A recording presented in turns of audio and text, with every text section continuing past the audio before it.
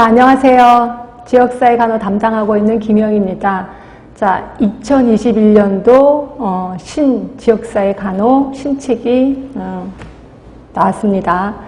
자, 우리 작년에 비교해서요, 신책이 무슨 장점을 갖고 있는지 잠깐만 설명드리고 지나가겠습니다.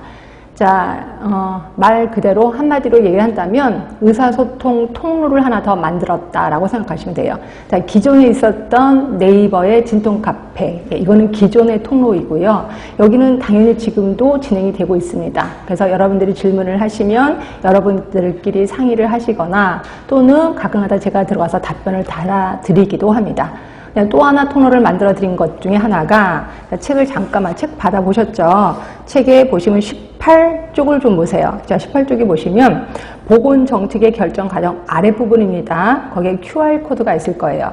자, QR코드를 찍어보신 분은 아시겠지만 이거를 찍어보시면 자동적으로 유튜브로 넘어갑니다. 결국 이 부분에 대해서 좀 정리가 필요해, 또는 이 부분이 조금 어려워, 또는 이 부분이 기출문제로 나왔었어, 이런 부분을 제가 영상으로 찍어서 유튜브에 올려드린 겁니다.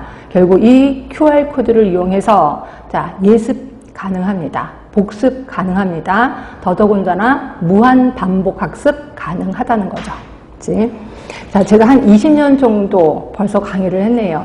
자, 이 강의를 하면서 모든 분들이 그래요. 지역사회 너무 어렵다라고 얘기하는데 도대체 왜 어려울까? 그걸 고민을 좀 해봤거든요. 그랬더니 딱 두 가지로 결론이 나오더라고요.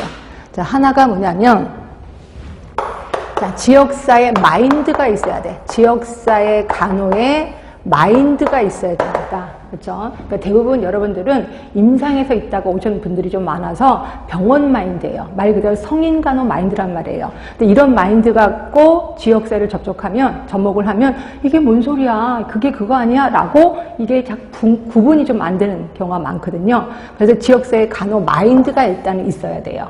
그리고 그럼 이것만 있으면 되느냐? 아니요. 요것만 있으신 분들이 대부분 보건소에서 좀 일을 하셨던 분들이 지역사회 간호 마인드만 있어요. 이런 분들이 시험을 보면 또 웬만하면 또 떨어지더라고요. 그 이유 중에 하나가, 두 번째, 단순 암기 능력이 있어야 돼요.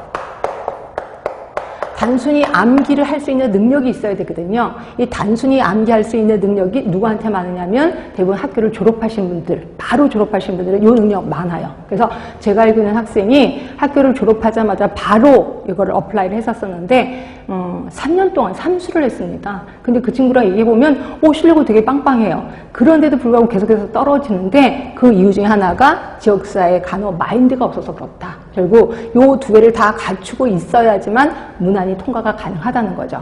자, 그래서 봤더니 단순 암기 능력 같은 경우는 한 70%. 그래서 내가 죽어라 외워도 70점 정도 맞는다 라고 보시면 되고, 나는 지역사회 간호 마인드가 있어. 나 그곳에서 일도 했었어. 그러면 여기서 그것만 있어. 단순 암기는 없어. 그럼 30% 정도라고 보시면 될 것 같아요.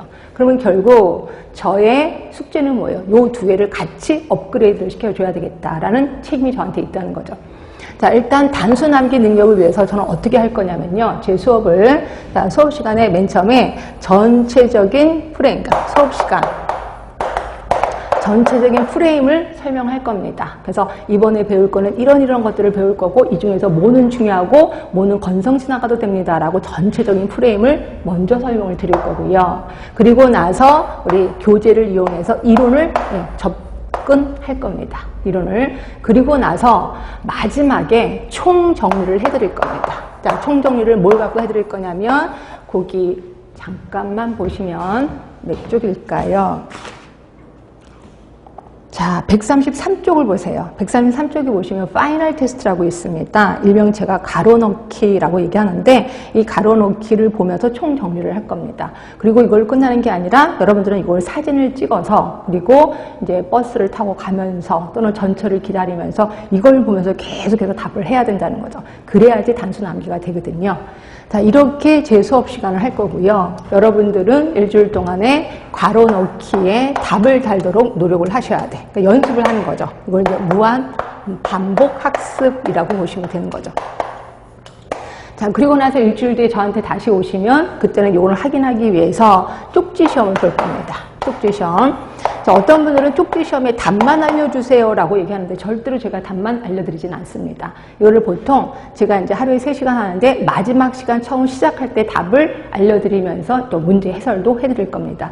제발 문제 해설을 정확하게 들으셔야